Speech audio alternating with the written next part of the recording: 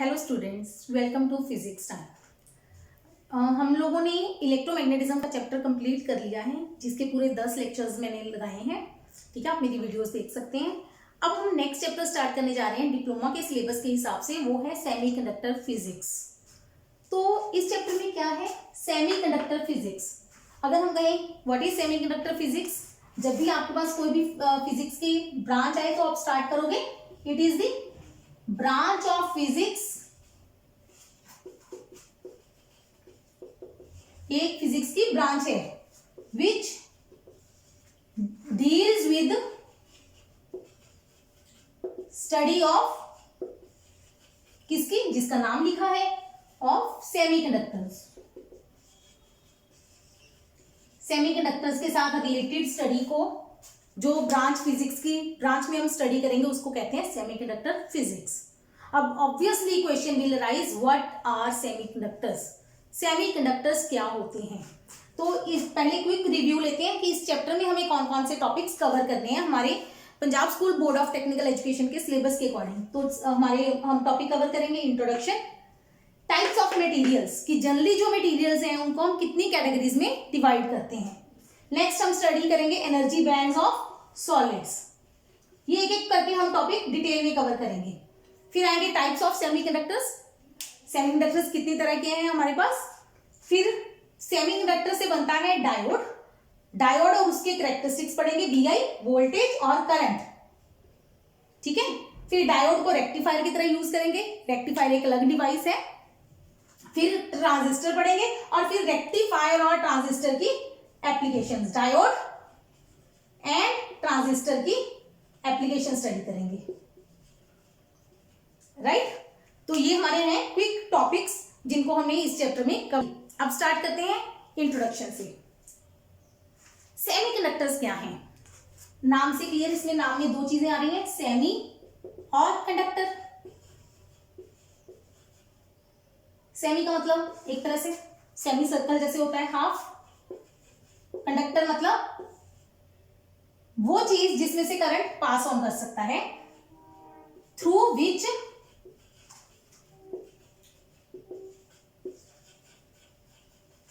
Current passes, वो conductors होते हैं। तो क्या इसका मतलब ये बना कि सेमीकंडक्टर वो हैं जिनमें से आधा करंट पास हो जाए, आधा नहीं? नहीं, ऐसा नहीं है। सेमीकंडक्टर्स एक डिफरेंट टाइप का मटेरियल है जिसकी प्रॉपर्टी कंडक्टर से डिफरेंट होती है। तो अगर आपको याद हो, हमारे पास कंडक्टर्स होते हैं एक तो, विच कंडक्ट इलेक्ट्रिसिटी। दूसरे क्या होते हैं? नॉन कंडक्टर्स, जिसमें से इलेक्ट्रिसिटी पास नहीं करती। राइट, नॉन कंडक्टर्स को और क्या कहते हैं? इंसुलेटर्स। अगर आपको टर्म याद हो तो नॉन कंडक्टर्स को हम क्या कहते हैं? इंसुलेटर्स। ठीक है, थ्रू विच करंट पासिस, एक शॉर्टकट लिख देते हैं, करंट जिसमें से पास करता है, through which current does not flow, जिसमें से करंट फ्लो नहीं करता। फॉर एग्जाम्पल, इधर कंडक्टर्स कौन से होते हैं? हमारी मेटल्स, कॉपर, जिंक, कोई भी मेटल ले लो, आयरन, जो भी मेटल्स आपके माइंड में आती हैं। नॉन कंडक्टर्स जैसे कि ग्लास, प्लास्टिक, वुड, जिसमें से भी करंट पास नहीं करेगा, वो हमारे हो गए इंसुलेटर्स। तो इनकी एक खास प्रॉपर्टी होती है। अगर आपको इलेक्ट्रोस्टैटिक चैप्टर याद, करंट इलेक्ट्रिसिटी चैप्टर याद हो, एक टर्म पढ़ी थी हमने वहां पे, रेजिस्टिविटी। रिमेंबर क्या होती है रेजिस्टिविटी? एक फॉर्मूला था, R is equal to rho L by A. R क्या होता है? रेजिस्टेंस। रो, ये टर्म, ये क्या होती है? रेजिस्टिविटी। ये कोई रिव्यू है थोड़ा थोड़ा, जो चीज आपको सिर्फ एक दो चीजें याद करनी है इसमें से, ये बाकी करंट इलेक्ट्रिसिटी चैप्टर में सारा डिटेल में है। तो रेजिस्टेंस क्या होती थी? Obstruction to the flow of current. कोई भी मटेरियल करंट को कितना अपोज करता है कि करंट पास ना करे, उस प्रॉपर्टी को क्या बोल दिया? रेजिस्टेंस। तो जो रेजिस्टेंस होती है वो किस पे डिपेंड करती है? Nature of material, size of material, कि उसकी कितनी लेंथ है, कितना उस वायर का एरिया है, उस चीज पे भी रेजिस्टेंस डिपेंड करती है। तीसरी डिपेंड करती है टेम्परेचर पे। तो ये जो हमारा रेजिस्टिविटी वाला फैक्टर है, ये रो, ये कंडक्टर्स और नॉन कंडक्टर्स का बहुत ज्यादा डिफरेंट होता है।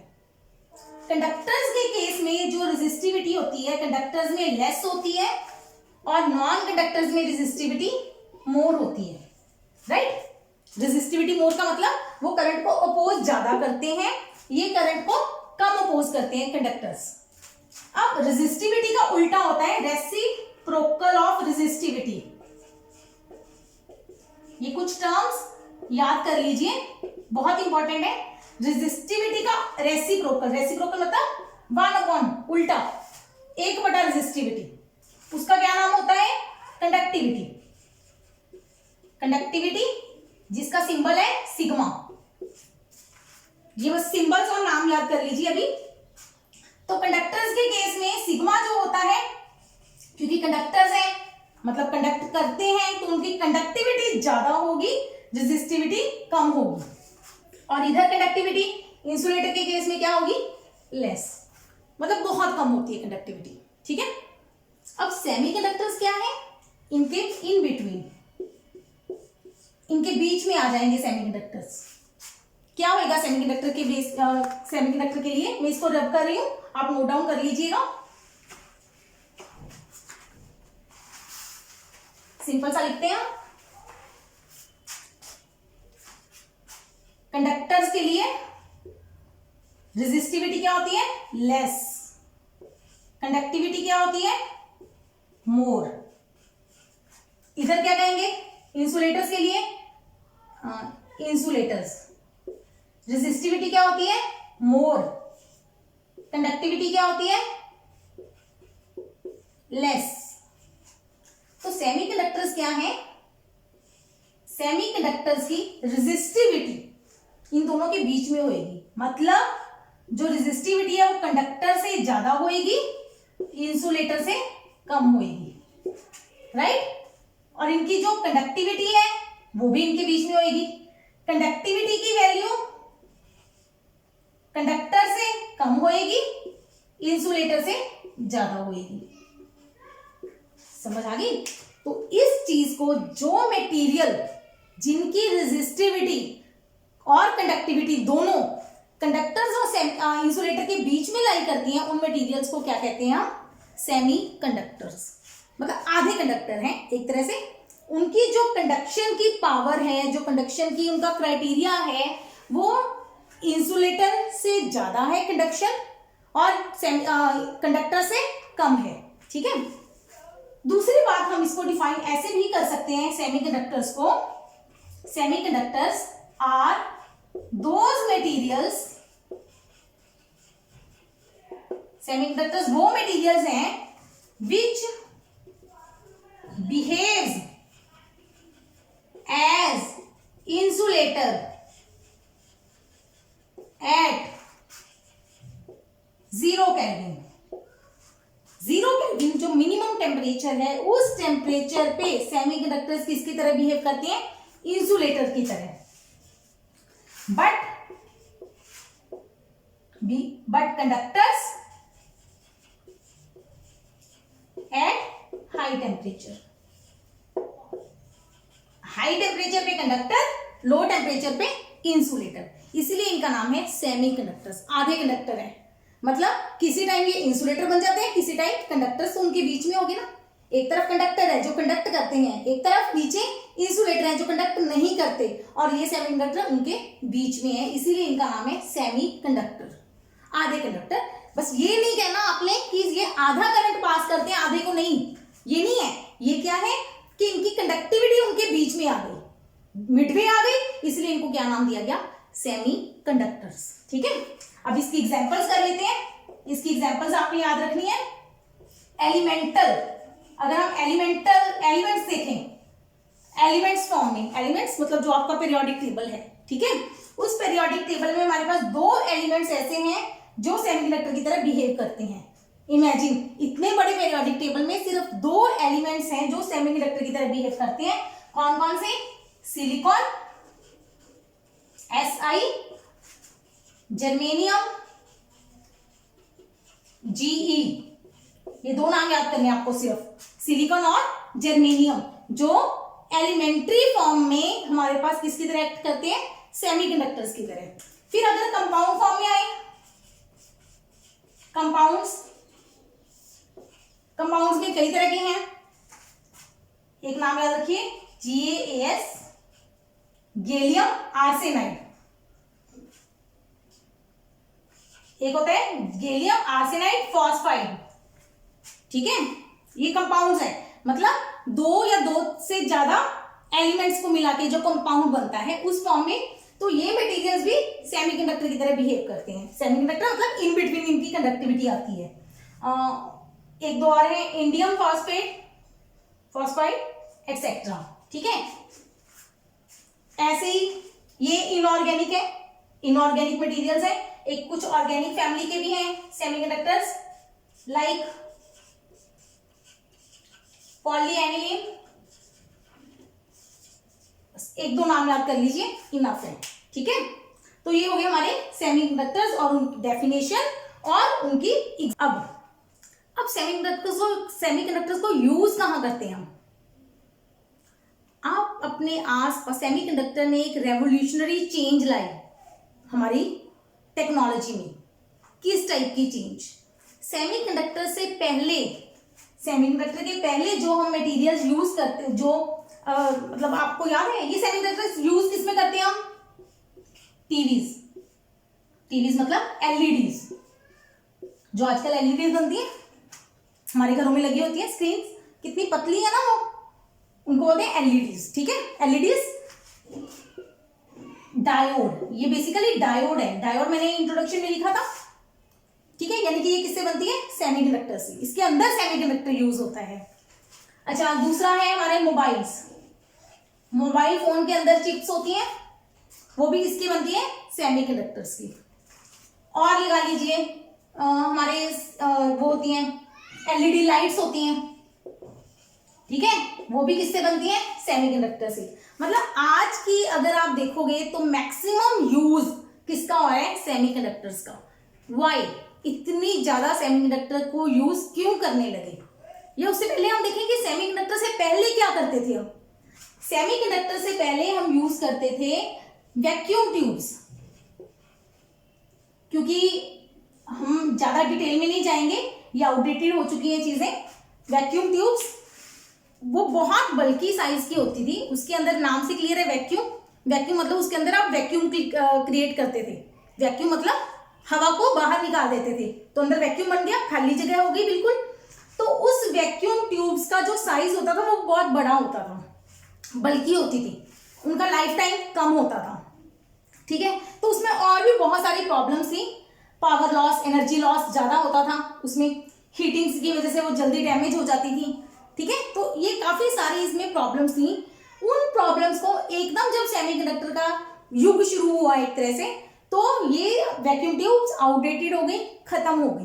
पहले याद है आपको टीवी बड़े बड़े होते थे, मोटे मोटे, तो उसमें CRT लगती थी, कैथोड रे ट्यूब्स, मतलब ये ट्यूब्स का फंक्शन होता था बड़े बड़े साइज का। अब हमारी एलईडीज कितनी थिन हो गई हैं, पतली पतली हो गई हैं, ठीक है। उसका सारा कंप्यूटर्स पहले बड़े होते थे, अब कंप्यूटर स्क्रीन सारी छोटी हो गई हैं। ये रेवोल्यूशन किसकी वजह से आया? सेमीकंडक्टर की वजह से।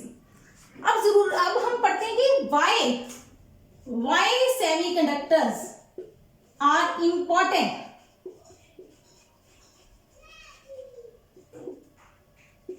मैं सेमीकंडक्टर को SCS लिख रही हूं, सेमीकंडक्टर्स, ठीक है, कि ये इंपॉर्टेंट क्यों है, इनमें क्या खास बात है जो कंडक्टर्स में नहीं थी। कंडक्टर्स भी कंडक्ट करते थे, सेमीकंडक्टर्स भी कंडक्ट करते हैं, लेकिन फर्क क्या है? First point, these are controlled devices. जो सेमीकंडक्टर होती हैं वो हमारे कंट्रोल में होती है। क्या चीज कंट्रोल में होती है? करंट। इसमें करंट हम कंट्रोल कर सकते हैं, कैसे वो आगे बताएंगे, ठीक है। आपको याद रखना है कि इसमें हम करंट को कंट्रोल कर सकते हैं with negligible loss of energy. Energy का लॉस बहुत कम होता है और हम इसमें करंट को कंट्रोल कर सकते हैं, बहुत ज्यादा कंट्रोल अपने हाथ में होएगा, कितना करंट चाहते हो कितना नहीं। हम मटेरियल्स बनाने के लिए हमारी मर्जी चलेगी इसमें, ठीक है। सेकेंड पॉइंट, ये हम सारा पढ़ेंगे आगे। Second point, these have unidirectional characteristic। Unidirectional, uni का मतलब सिंगल, डायरेक्शन मतलब दिशा। क्या मतलब है इसका यूनिडायरेक्शन का? एक सिंपल कंडक्टर भी चलते हैं। कंडक्टर की मैंने एक कॉपर की वायर ली, ठीक है, उसके एक साइड पे हमने बैटरी ऐसे लगा दी, ठीक है, इस तरफ पॉजिटिव है इस तरफ नेगेटिव, तो करंट कैसे फ्लो करता है? पॉजिटिव टू नेगेटिव, इस तरफ से जाएगा करंट, इस तरफ चला जाएगा, ठीक है। मान लीजिए किसी कारण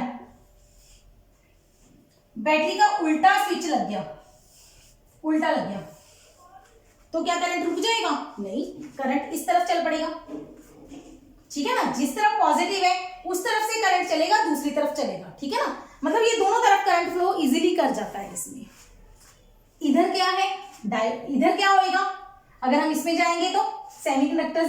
सेमीकंडक्टर्स में हम एक अलग टाइप का मटेरियल बनाएंगे, उसको मैं इसका नाम नहीं लिख रही हूं अभी, ऐसे लगाया तो करंट फ्लो कर जाएगा। अगर उल्टा लगा दिया,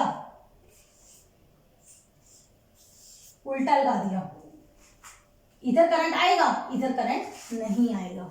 इसका मतलब इनका कैरेक्टरिस्टिक्स क्या होते हैं? इनमें एक प्रॉपर्टी है यूनिडायरेक्शनल की, एक ही डायरेक्शन में फ्लो ऑफ करंट अलाउड होगा। अगर कनेक्शन बाय चांस ऑपोजिट हो गया तो करंट का फ्लो रुक जाएगा।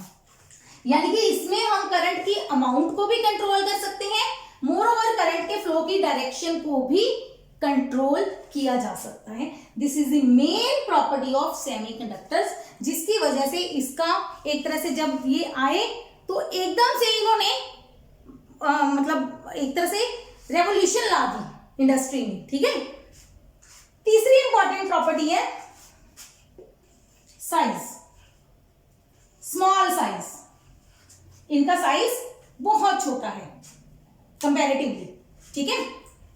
Fourth property, these are low voltage. Fifth, low power devices, मतलब ये कम वोल्टेज पे चलती हैं, कम पावर कंज्यूम करती हैं, एनर्जी की सेविंग बहुत ज्यादा है। इस वजह से ये सेमीकंडक्टर्स हमारे लिए बहुत इंपॉर्टेंट है। कंडक्टर्स में हम अगर देते हैं तो हमें ज्यादा पावर की, ज्यादा वोल्टेज की जरूरत पड़ती थी। इधर कम वोल्टेज वाली ये छोटी छोटी डिवाइसेस हैं। मतलब ये जो कंपैरिजन है ये कुछ हद तक कंडक्टर्स के साथ है, कुछ वैक्यूम ट्यूब्स के साथ कंपैरिजन है इसका, ठीक है।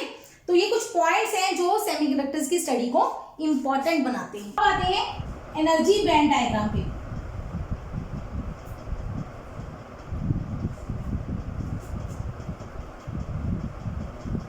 ऑफ सॉलिड्स, मैटर की 3 स्टेट्स होती हैं, solid, liquid, gaseous.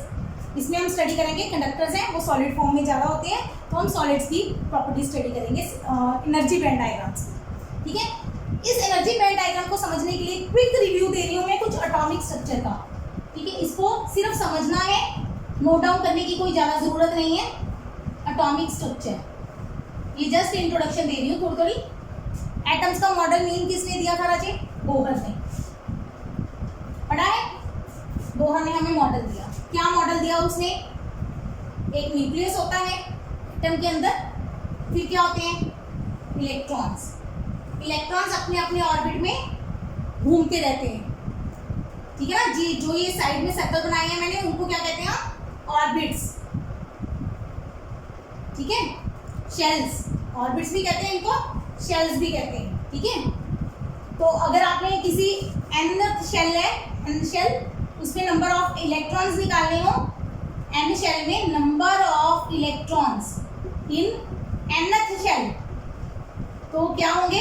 2n square, मतलब फर्स्ट शेल में 2 इलेक्ट्रॉन्स, सेकेंड में 2 का स्क्वायर इंटू 2 8, थर्ड में 3 का square into 2 9 into 2 18 and so on. पढ़ा हुआ है ना ये सारी चीजें। ये हो गया शेल्स के नंबर ऑफ इलेक्ट्रॉन्स। एक चीज है energy level, energy of nth shell. n shell में जो भी इलेक्ट्रॉन होगा उसकी एनर्जी होगी -13.6 by n square eV। eV is electron volt, electron volt. यहाँ पे एक डेफिनेशन बता दूं इलेक्ट्रॉन वोल्ट की क्या है। इलेक्ट्रॉन वोल्ट, इलेक्ट्रॉन माने चार्ज मल्टीप्लाई बाय वोल्टेज, ये होती है एनर्जी। मतलब 1 इलेक्ट्रॉन वोल्ट वो एनर्जी है। सिंपली मान लीजिए आपके पास एक चार्ज है, मैंने यहाँ पे पॉजिटिव पोटेंशियल लगा दिया, एक नेगेटिव चार्ज है, पॉजिटिव वोल्टेज है, तो नेगेटिव चार्ज किसकी तरफ जाएगा, पॉजिटिव की तरफ अट्रैक्ट होएगा। अट्रैक्शन, अट्रैक्शन मतलब इसकी स्पीड बढ़ेगी, स्पीड बढ़ेगी तो मतलब वेलोसिटी बढ़ गई, वेलोसिटी बढ़ गई मतलब काइनेटिक एनर्जी बढ़ गई। तो ये एनर्जी क्या करेगा, गेन।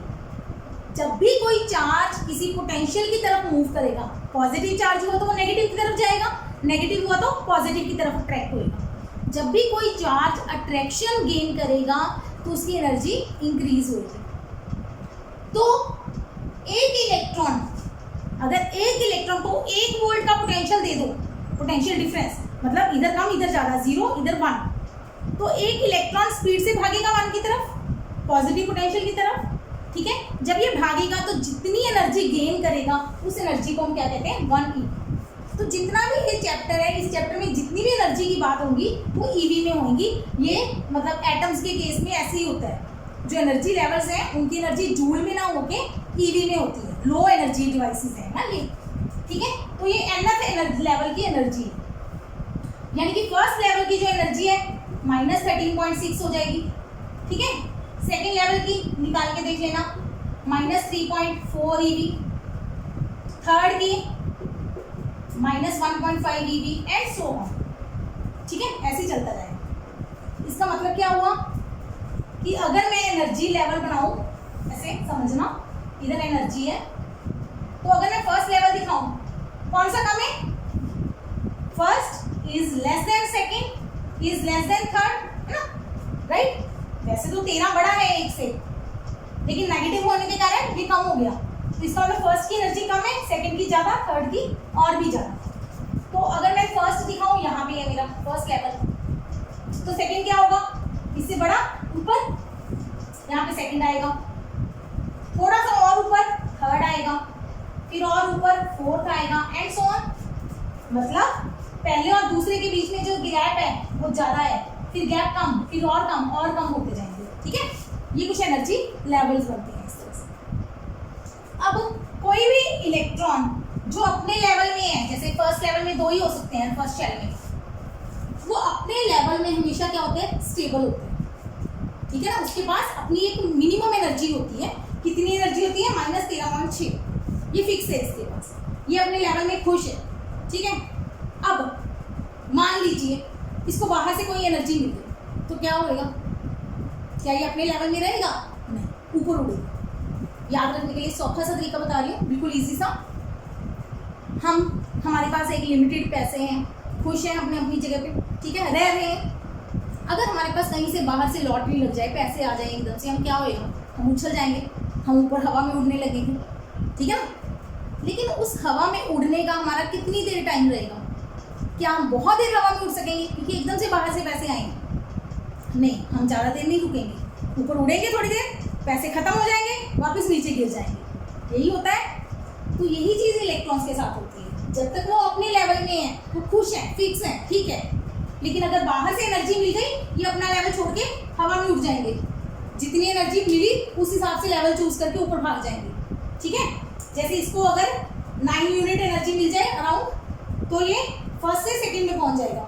अगर 10 मिल गई, 11-12 मिल गई तो वो थर्ड में पहुंच जाएगा। अगर उससे ज़्यादा मिल गई तो उससे ऊपर लेवल में पहुंच जाएगा, लेकिन वहाँ पे ज़्यादा देर रहेगा। उस हायर एनर्जी को, हायर लेवल को क्या कहते हैं, एक्साइटेड स्टेट या एक्साइटेड लेवल।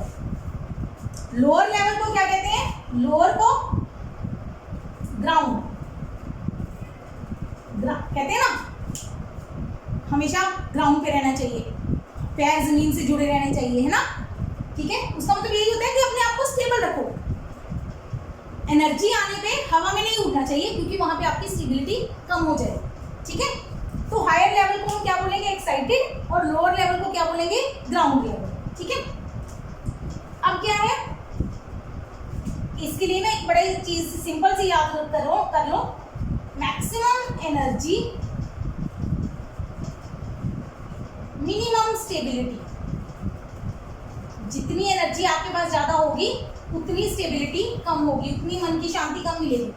जितना पैसा ज्यादा उतनी टेंशन ज्यादा, ठीक है। इसका मतलब ये नहीं है कि पैसे नहीं चाहिए, पैसे चाहिए, एनर्जी चाहिए, लेकिन हद से ज्यादा एनर्जी नहीं चाहिए। हद से ज्यादा पैसा होगा तो उतनी टेंशन ज्यादा होंगी, स्टेबिलिटी, माइंड की स्टेबिलिटी उतनी ही कम हो जाएगी। वही इलेक्ट्रॉन्स के साथ है, minimum energy maximum stability, maximum energy minimum stability, right. ये कुछ कॉन्सेप्ट्स हैं एटॉमिक स्ट्रक्चर के जो आपको याद करने हैं, ठीक है। सिर्फ छोटी छोटी सी चीजें, मतलब उसमें से एक आप ये फॉर्मूला जरूर याद रखिए हमेशा के लिए, जैसे ये केमिस्ट्री में जरूर पढ़ा होगा आपने, एक ये फॉर्मूला याद रखिए और एक ये रूल याद रखिए, गुरु मंत्र है, ठीक है। अब आते हैं हम सॉलिड्स। ये सारी चीजें जो एटॉमिक स्ट्रक्चर्स हैं, ये किसके लिए हैं? सिंगल एटम के लिए। मतलब एक सिंगल एटम है जो उसकी स्ट्रक्चर ऐसे होती है, मतलब उसका फिक्स एनर्जी लेवल्स होते हैं। थोड़ा सा इस एनर्जी लेवल को मैं चेंज करती हूँ, देखिए आपने पढ़ा होगा एनर्जी लेवल्स कैसे बनते हैं। 1 2 3 नहीं होते, 1s 2s 2p 3s 3p, 3 के साथ d भी होता है, और उससे पहले 4s 3d, सो ऑन, ऐसे कुछ होता है ना, राइट। ये चीजें है ना, ये हमारा इलेक्ट्रॉनिक कॉन्फ़िगरेशन है। इसको क्या कहते हैं? Electronic configuration. सिंपल 1 2 3 4 की बजाय मैं इसको ड्रॉ कर रही हूँ। ये मेरा 1s का इलेक्ट्रॉन है, इलेक्ट्रॉनिक एनर्जी लेवल है। 2s का, 2p का थोड़ा सा ज्यादा होता है, फिर 3s का, 3p का, 4s का, सो ऑन। ये ऐसे एनर्जी लेवल जाते हैं। ये एनर्जी लेवल्स, इनको क्या बोल रही हूँ मैं? Energy levels. लेवल्स मतलब सिंगल लाइन, मतलब हर इलेक्ट्रॉन की एनर्जी फिक्स है। जो इलेक्ट्रॉन पहले शेल में है, 1s में है, उसकी एनर्जी फिक्स है। दोनों 1s में 2 इलेक्ट्रॉन जा सकते हैं मैक्सिमम, 2 होंगे मैक्सिमम किसी भी एटम में। अगर हाइड्रोजन हुआ तो एक ही होगा, अगर हीलियम हुआ तो 2 होंगे, या उसके बाद जो भी एटम है आपके पास, कोई भी एटम ले लो, उसके 1s में 2 इलेक्ट्रॉन होंगे। दोनों की एनर्जी फिक्स होगी, सेम होगी। ऐसे जो 2s के 2 इलेक्ट्रॉन है उनकी भी सेम होगी। 2p में टोटल 6 इलेक्ट्रॉन जा सकते हैं, तो 6 के 6 की सेम होगी in case of single atom. लेकिन मैंने यहाँ पे लिखा है एनर्जी बैंड। बैंड का मतलब क्या होता है? बैंड बड़ी चीज है ना। लेवल सिंगल लाइन है, लेवल का मतलब line, L for level, L for line.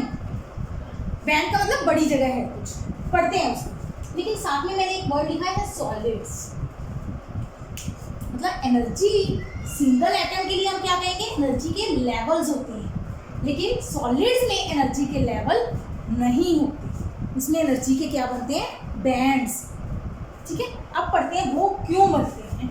यही हमारा टॉपिक, सिलेबस का टॉपिक है मेन, एनर्जी बैंड्स क्या होते हैं।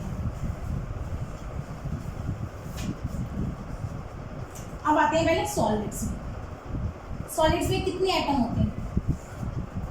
आप कहेंगे बहुत ज़्यादा नंबर ऑफ एटम्स होते हैं, डिपेंडिंग अपॉन साइज, है ना। साइज के लिए कुछ टर्म याद है? कुछ मोल पढ़ा हो, 1 मोल। वैसे ये बड़ी मुश्किल लगते थे मुझे, मोल क्या होता है ना, क्या चीज़ है। मोल को याद करने की चीज़ बताती हूँ। हाइड्रोजन है 1 है ना, हीलियम है 2 4। मोल का मतलब क्या है? जो ऊपर लिखा हुआ है ना, 1 ग्राम ऑफ हाइड्रोजन या 4 ग्राम ऑफ हीलियम, या मोल का मतलब क्या है? अगर मैं कहूं कार्बन डाइऑक्साइड, कार्बन डाइऑक्साइड में क्या होता है? नहीं, मैं ऑक्सीजन पे आता हूं। O2, O2 में क्या होता है? एक ऑक्सीजन होता है 816, 2 ऑक्सीजन हो गए मतलब 32 ग्राम ऑफ O2, या अगर अकेले O की बात करूं तो 16 ग्राम ऑफ O, सब कुछ 1 मोल होता है। अगर हाइड्रोजन का 1 मोल कह रही हूं तो 1 ग्राम हाइड्रोजन होगा, अगर हीलियम का कह रही हूं तो 4 ग्राम होगा, ऑक्सीजन मॉलिक्यूल का कह रही हूं तो 32 ग्राम होगा, ऑक्सीजन एटम का कह रही हूं तो 16 ग्राम होगा। ठीक है, ये मोल होता है।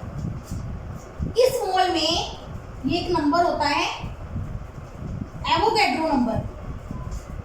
अगर हाइड्रोजन है तो इतने एटम्स 1 ग्राम में, 1 मोल में 1 ग्राम होता है, 1 ग्राम में इतने एटम्स होंगे।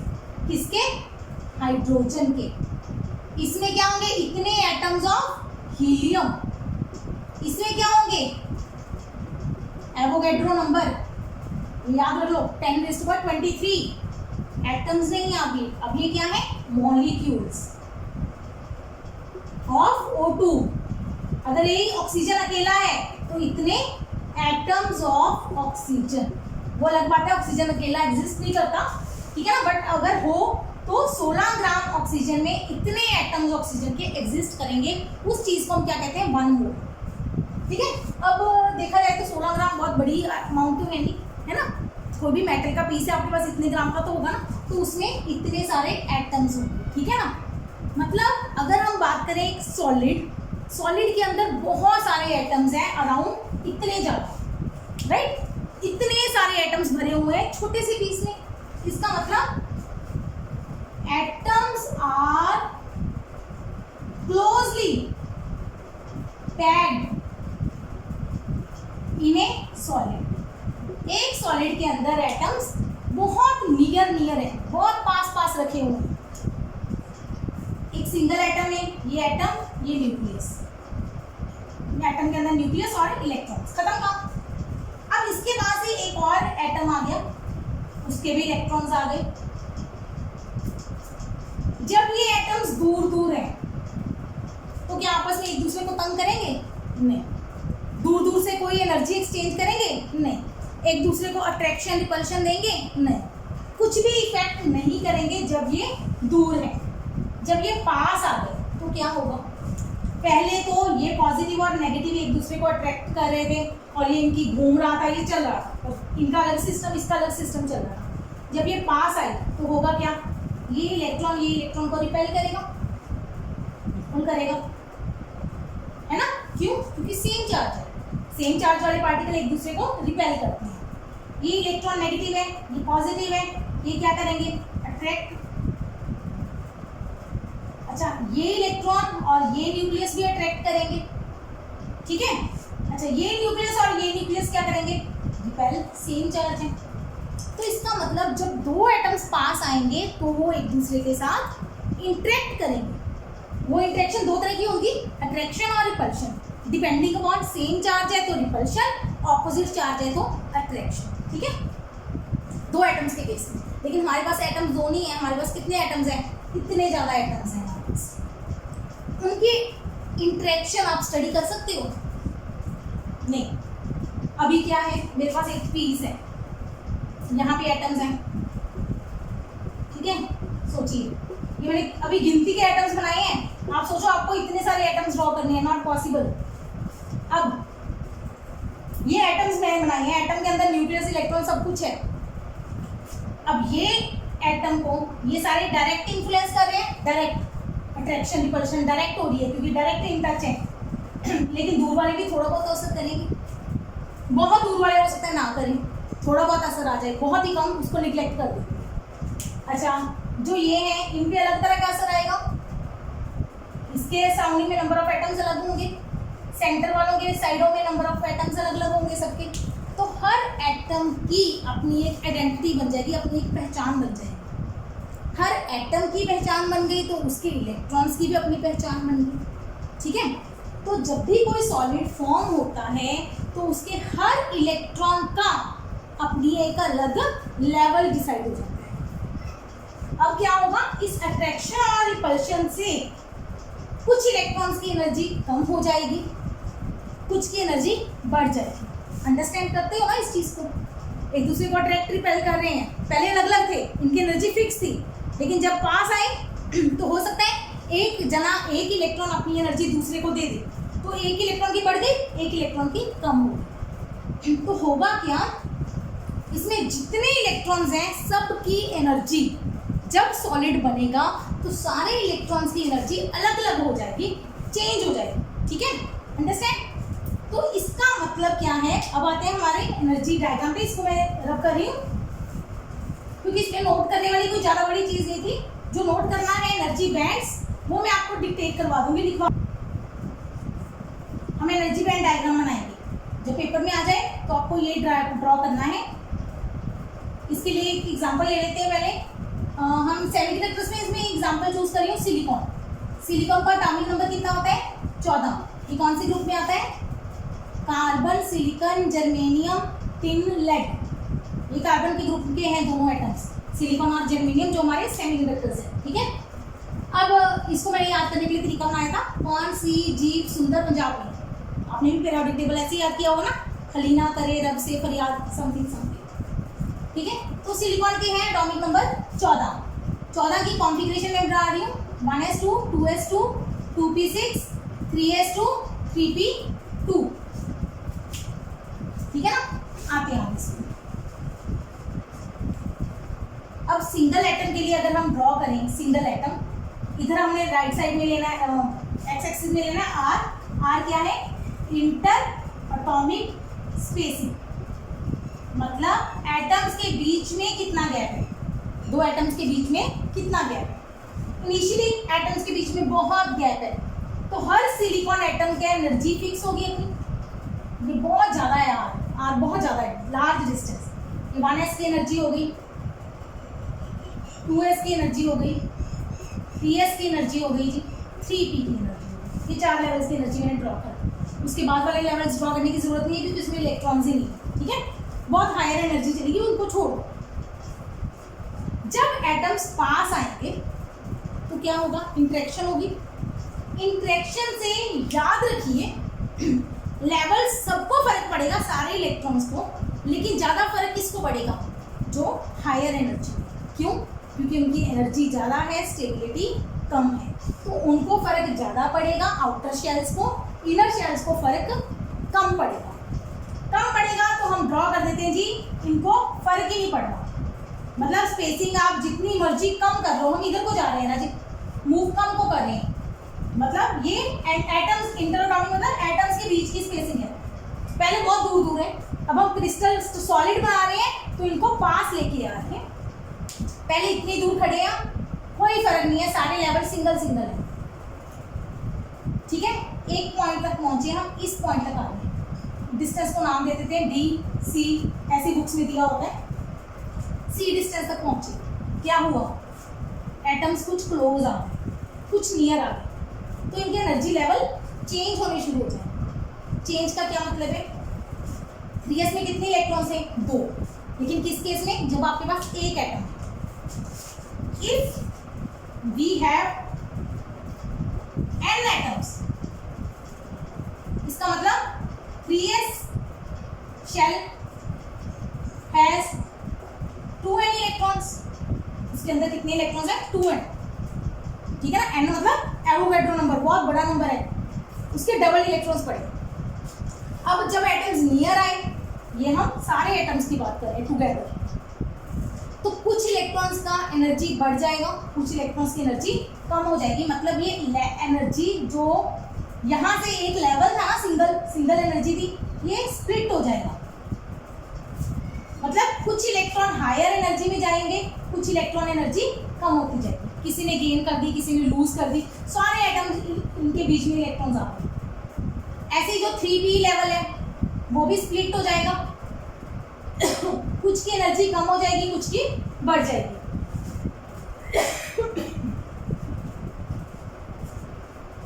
ठीक है, फिर इस पॉइंट तक आए। इस पॉइंट पे क्या हुआ? इस पॉइंट के बाद वालों की एनर्जी बढ़ गई, p वालों की कम हो गई। ऐसे नहीं p वालों की सिर्फ कमी हुई है, p वालों की बढ़ी भी है, ठीक है। जिनकी कम हो गई ये दोनों आपस में क्या कर गए, ओवरलैप। ओवरलैप का क्या मतलब है, अब इस रीजन के बाद, इसको मैं नाम दे देती हूँ बी, बी के बाद कुछ रीजन आएगा जहां तक आप इस रीजन में in between B and C we can distinguish S and P electrons. हम एस और पी इलेक्ट्रॉन्स को अलग अलग नहीं कर सकते, हम नहीं बता सकते कौन से एस के हैं कौन से पी, क्योंकि वो सारे इलेक्ट्रॉन्स आपस में मिक्स हो गए, ठीक है ना। एस की एनर्जी बढ़ती गई, एस वाले ऊपर वाले में मर्ज हो गए, पी की कम होती गई, पी वाले नीचे वाले में मर्ज होते गए। ये इन बिटवीन स्टेट आ गई। उसके बाद क्या होगा, उसके बाद एक नई चीज उभर के आएगी, ये नई चीज बन जाएगी, बिल्कुल डिफरेंट चीज ऐसे, ठीक है। अब ये क्या है, यहाँ पे भी लेवल्स हैं, यहाँ पे भी लेवल्स हैं। जितनों के पास एनर्जी थी, जितने इलेक्ट्रॉन्स फील्ड थे, कितने इलेक्ट्रॉन अगर समझो तो 3s में हमारे पास 2 इलेक्ट्रॉन है, 3p में टोटल कितने इलेक्ट्रॉन जा सकते हैं, 6 जा सकते हैं p में, ठीक है कितने हमारे पास 2। इसका मतलब टोटल हमारे पास 4 इलेक्ट्रॉन्स फील्ड है, 4 एम्प्टी, 4 स्पेसेस खाली हैं, 4 फील्ड है। तो इसका मतलब जो फील्ड इलेक्ट्रॉन है वो नीचे आ जाएंगे, ये फील्ड हो जाएगा। जो एम्प्टी वाला हिस्सा है वो कहां चला जाएगा, ऊपर, ठीक है। और बीच में क्या आ जाएगा, एक गैप। मतलब जब हम एटम्स को क्लोज लेते आएंगे, जो उनके सारे इलेक्ट्रॉन्स हैं वो पास पास होते जाएंगे, पास पास होते होते पहले तो उनकी एनर्जीज मॉडिफाई होनी शुरू होंगी, किसी की बढ़ जाएगी किसी की कम हो जाएगी। अल्टीमेटली जब हम क्लोज पैक कर देंगे तो वो स्टेबल स्ट्रक्चर बन जाएगी। स्टेबल स्ट्रक्चर में एनर्जी क्या हो जाती है, मिनिमम, एनर्जी कम हो जाएगी। अब जो फील्ड वाले इलेक्ट्रॉन्स हैं वो नीचे एक अपना लेवल क्रिएट कर लेंगे, लेकिन ये लेवल ना होंगे, ये क्या रीजन है, क्लोजली पैक लेवल्स। ये क्या है, क्लोजली पैक्ड लेवल्स। ये लेवल्स बहुत पास पास हैं। ये आपको सिंगल सिंगल लेवल ना दिख के ये क्या लगेगा आपको, बैंड। इसको क्या बोलते हैं, बैंड। ऐसे एक ऊपर लेवल क्रिएट होएगा, इसमें भी बहुत सारे लेवल्स होंगे, ये भी क्लोजली पैक्ड लेवल है, ठीक है। इसको भी क्या बोलेंगे, बैंड। तो हमारे पास जब एटम सिंगल सिंगल है तो उसकी एनर्जी क्या होती है, लेवल्स में। लेकिन जब उनको मिला के एक सॉलिड बनाया जाता है तो सबकी एनर्जी मॉडिफाई होके सबके इलेक्ट्रॉन्स की एनर्जी सिंगल सिंगल होएगी, लेकिन वो एनर्जी इतनी ज़्यादा जगह में बांटी जाएगी, मतलब थोड़ा थोड़ा फर्क से, बिल्कुल माइन्यूट सा फर्क। अगर देखें तो फर्स्ट और लास्ट के बीच में तो काफ़ी फर्क होगा, काफ़ी फर्क। अराउंड कितना होता है ये फर्क, 1 eV का फर्क होगा फर्स्ट और लास्ट के बीच में, ठीक है, इन दोनों के बीच में। इसके सबसे नीचे और सबसे ऊपर वाले में कितना गैप होगा, अराउंड अप्रॉक्सीमेटली 1 eV का, ठीक है। लेकिन उसमें 10 की पावर 23 एटम्स हैं, मतलब 10 की पावर 23 इलेक्ट्रॉन्स हैं। इतने लेवल्स बनेंगे तो क्लोजली, बहुत नियर। तो ये लेवल्स की क्लोज पैकिंग को ही हम क्या बोलते हैं, बैंड। बस ये चीज आपने याद रखनी है, जब सॉलिड बनेगा तो उसके अंदर क्या बनेंगे, बैंड्स। एक नीचे बैंड बनेगा जो फील्ड होगा जिसमें इलेक्ट्रॉन्स होंगे, एक ऊपर बैंड बनेगा जिसमें सिर्फ लेवल्स होंगे, वहां पे इलेक्ट्रॉन नहीं होंगे। तो इन बैंड्स का ही क्या नाम है, वैलेंस बैंड, नीचे वाले का वैलेंस और ऊपर वाले का कंडक्शन बैंड। अब आते हैं इसकी डेफिनेशन पे, सिर्फ आप इस डायग्राम को नोट कर लीजिए, ठीक है। और अब इसके बारे में, बैंड्स के बारे में लिखना है हमें, क्या वो मैं लिख रहा हूँ, the band which contains valence। Valence का मतलब क्या होता है, electrons in last shell. Valence electrons जिस शेल में, लास्ट शेल, जिस बैंड में लास्ट शेल के इलेक्ट्रॉन्स, लास्ट शेल कौन सा था सिलिकॉन के केस में, थर्ड। जिस बैंड में लास्ट शेल के इलेक्ट्रॉन्स आएंगे उस शेल को क्या बोलेंगे, वैलेंस बैंड। ठीक है, कंडक्शन बैंड क्या है, the band which is above the valence band is called conduction band। जो वैलेंस बैंड के ऊपर जो भी बैंड है, बैंड का मतलब जो एनर्जी लेवल्स एग्जिस्ट करते हैं। ठीक है, मैंने बीच में थोड़ी जगह छोड़ी है, वो लिखवाती हूँ अभी, उसके पॉइंट्स लिखवाने हैं हमें। बीच में आता है फॉरबिडन गैप।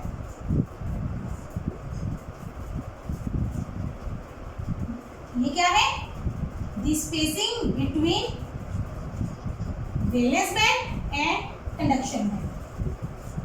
वैलेंस बैंड और कंडक्शन बैंड के बीच में जो गैप है उसको हम क्या बोलते हैं, फॉरबिडन गैप। यहां पे ड्रॉ कर देते हैं, ये है हमारा वैलेंस बैंड, बहुत सारे लेवल्स हैं इसमें।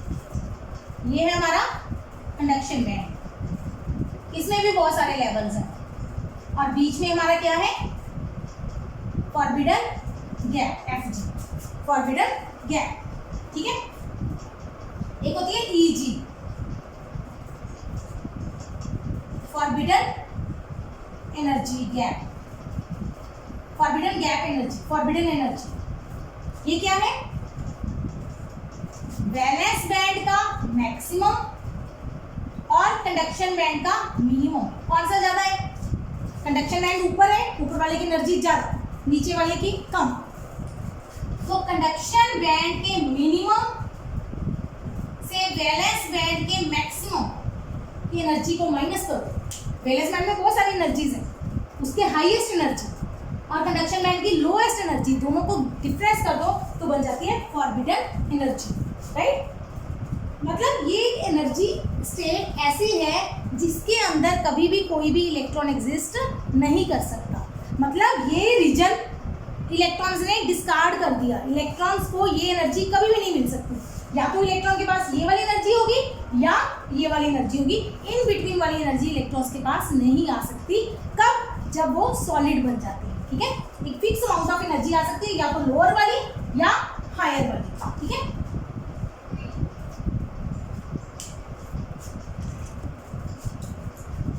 Valence band consist of maximum electrons, इसके अंदर मैक्सिमम इलेक्ट्रॉन्स होते हैं। ठीक है, इट कैनॉट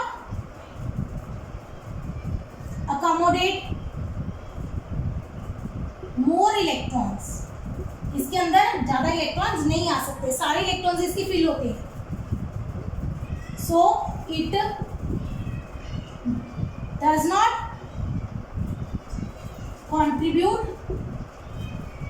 to conduction, तो ये कंडक्शन नहीं करता।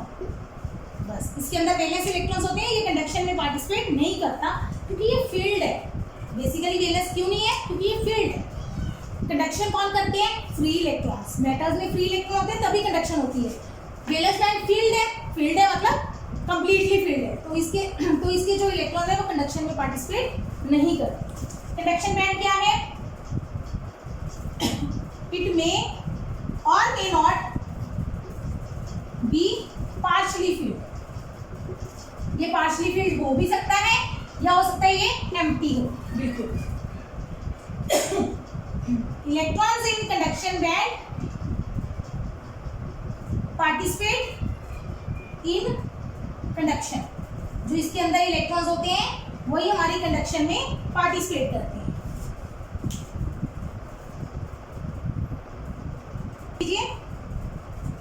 This energy gap is forbidden by electrons। Electrons ने इस गैप को छोड़ दिया है। इलेक्ट्रॉन्स इस लेवल में, इस गैप में कभी भी एग्जिस्ट नहीं करेंगे। मतलब इसका मतलब क्या है, जैसे मान लीजिए इसकी एनर्जी 10 है, इसकी एनर्जी 6 है, मान लीजिए एग्जांपल लिए रफ।